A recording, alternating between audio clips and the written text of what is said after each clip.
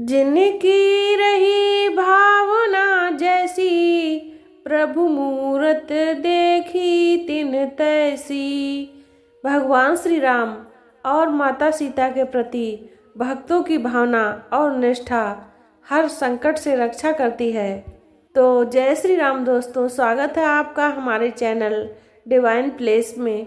आज हम आपको सुनाने जा रहे हैं रामायण का वह महत्वपूर्ण प्रसंग, माता सीता के साथ रावण का छल। यह प्रसंग हमें सिखाता है कि अधर्म और छल का मार्ग चुनने वाले अंततः हारते हैं। रावण ने अपने अहंकार और छल के कारण सीता माता का हरण कर लिया, लेकिन श्री राम के प्रति उनकी अटूट निष्ठा और सत्य की शक्ति ने यह सिद्ध कर दिया कि सत्य और धर्म की सदा विजय होती है। तो दोस्तों, इस कहानी को अंत तक जरूर देखें और जानें कि कैसे माता सीता का यह त्याग और श्री राम का संकल्प हमें धर्म के मार्ग पर अडिग रहने की प्रेरणा देता है। अगर आपको यह कथा पसंद आए तो हमारे चैनल को लाइक और सब्सक्राइब जरूर करें। तो आइए मित्रों, आज की कथा को प्रारंभ करते हैं। आज की कथा में आप सुन रहे हैं सीता के साथ छल। जब रावण के गुप्तचरों ने बताया कि श्री रामचंद्र जी की सेना सुबेल पर्वत पर आकर ठहरी है और उस पर विजय पाना असंभव है, तब वह उद्वेलित हो गया। उसने महाबली, महामायावी, माया विशारद राक्षस विद्युत जीव को बुलाकर आदेश दिया कि वह शीघ्र ही श्री रामचंद्र जी का माया निर्मित मस्तक बनाकर लाए।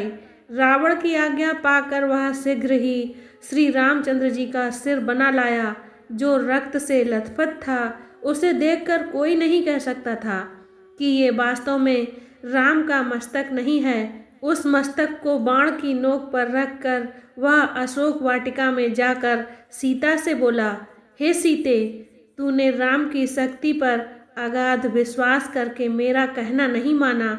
देख, राम युद्ध भूमि में मारा गया है। ले, अपने पति के मरने का समाचार सुन और इस सिर को देखकर अपने अभिमान पर आंसू बहा। वह अभिमानी वानरों के भरोसे मुझसे युद्ध करने आया था। रात्रि को जब वानर सेना सहित राम और लक्ष्मण दोनों सो रहे थे, तब मेरे सेनापति प्रहस्त ने एक विशाल सेना लेकर उस पर आक्रमण कर दिया और अपने भयंकर हथियारों से मार काट मचा दी। बहुत सी सेना मारी गई और जो बचे वे प्राण लेकर भाग गए। तब प्रहस्त ने सोते हुए राम के सिर को काट डाला। इस आक्रमण में विभीषण भी मारा गया। तुझे प्राप्त करने के लिए मुझे ऐसा भयंकर संहार करना पड़ा। अब तेरा कोई आश्रय नहीं रह गया, इसीलिए अब तुझे चाहिए कि तू मुझे पति रूप में स्वीकार कर ले। इतना कहकर रावण ने उस माया रचित सिर को सीता के समक्ष रख दिया। जब सीता ने उन दोनों मस्तकों को देखा, जो सब प्रकार से आकृति, मुद्रा आदि में राम से मिलता था, तो वह बिलख बिलख कर रो पड़ी और नाना प्रकार से विलाप करती हुई कैकेयी को कोसने लगी। हाय, आज कैकेयी की मनोकामना पूरी हो गई। हाय नागिन, आज तुम्हारी इच्छा पूरी हुई। अब तुम्हारा भरत निष्कंटक होकर राज करेगा। तुमने अपने स्वार्थ के पीछे रघुकुल का नाश कर दिया। इस प्रकार विलाप करती हुई वे मूर्छित होकर पृथ्वी पर गिर पड़ी। जब चेतना लौटी तो वे फिर विलाप करने लगी। हाय नाथ, यह सब क्या हो गया? आज मैं विधवा हो गई। आप मुझे यहाँ किसके भरोसे पर छोड़ गए? मुझसे ऐसा क्या अपराध हो गया कि मैं रो रो कर मर रही हूँ और आप चुपचाप देख रहे हैं? मुझसे सांत्वना का एक शब्द भी नहीं कह रहे हैं। ऐसे निर्मोही तो आप कभी न थे। वन चलते समय आपने वचन दिया था कि तेरा साथ कभी नहीं छोड़ूंगा, परंतु आज आप मुझे अकेला छोड़कर चल दिए। आपकी प्रतीक्षा में आंखें बिछाए कौशल्या जब ये समाचार सुनेंगी तो उनकी क्या दशा होगी? कौन उनके आंसू पोंछेगा? हाय, आज मैं ही आप दोनों की मृत्यु का कारण बन गई। हे नीच रावण, तूने दोनों भाइयों की हत्या तो करा दी है, अब मेरा शीश भी काट कर अपनी कृपाण की प्यास बुझा ले। मेरे पति स्वर्ग में मेरी प्रतीक्षा कर रहे हैं। अब मैं इस संसार में एक क्षण भी रहना नहीं चाहती। उठा तलवार, कर अपना काम। जब सीता इस प्रकार से विलाप कर रही थी, तभी एक राक्षस ने आकर रावण को सूचना दी कि मंत्री प्रहस्त अत्यंत आवश्यक कार्य से इसी समय आपके दर्शन करना चाहते हैं। यह सुनते ही रावण तत्काल उस सिर को लेकर वहां से चला गया। उस समय तक सीता पुनः मूर्छित हो चुकी थी। विभीषण की स्त्री इस घटना की सूचना पाकर अशोक वाटिका में आई। वह सीता की मूर्छा दूर करके उन्हें समझाने लगी। रावण ने तुमसे जो कुछ कहा है वह सब झूठ है। राम ना तो मारे गए हैं और ना ये दुष्ट उन्हें मार ही सकते हैं। ये सिर माया से बनाया गया है। तुम इसके छल में पड़कर यह भी भूल गईं कि लक्ष्मण दिन रात राघव की सेवा करते हैं और वे रात को कभी नहीं सोते। फिर सोते में उनके सिर कैसे काटे जा सकते हैं। तनिक कान लगाकर सुनो। रण की तैयारी करती हुई राक्षस सेना की गर्जना की ध्वनि स्पष्ट सुनाई दे रही है। यदि राम लक्ष्मण वानरों सहित मारे जाते तो फिर यह तैयारी किस लिए होती। ये तर्कयुक्त वचन सुनकर सीता इस बात पर विचार करने लगीं। तो मित्रों, आज की कथा को यहीं पर विराम देते हैं। अब आइए कुछ अनमोल वचनों को सुनते हैं। जिनकी रही भावना जैसी, प्रभु मूरत देखी तिन तैसी। भगवान श्री राम और माता सीता के प्रति भक्तों की भावना और निष्ठा हर संकट से रक्षा करती है।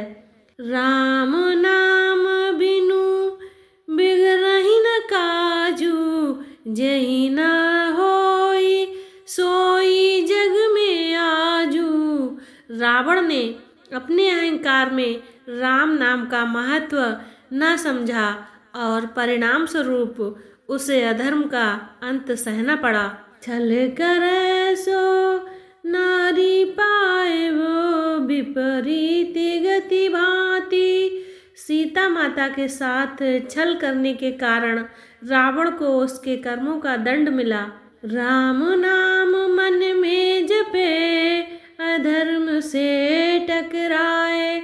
सत्य के मार्ग पर चलने वालों का ईश्वर सदा साथ देता है। सत्य और धर्म का साथ देने वालों की जीत सदैव सुनिश्चित होती है, चाहे उनके मार्ग में कितनी भी बाधाएं क्यों ना आएं। अधर्म का मार्ग चाहे कितना भी आकर्षक लगे, अंततः उसकी हार निश्चित होती है। सीता माता की निष्ठा और राम के प्रति उनका प्रेम हमें सिखाता है कि सच्चे प्रेम और भक्ति से कोई भी बंधन तोड़ा जा सकता है। रावण का छल और सीता का धैर्य यह दर्शाता है कि अधर्म का अंत और धर्म की विजय सदा होती है।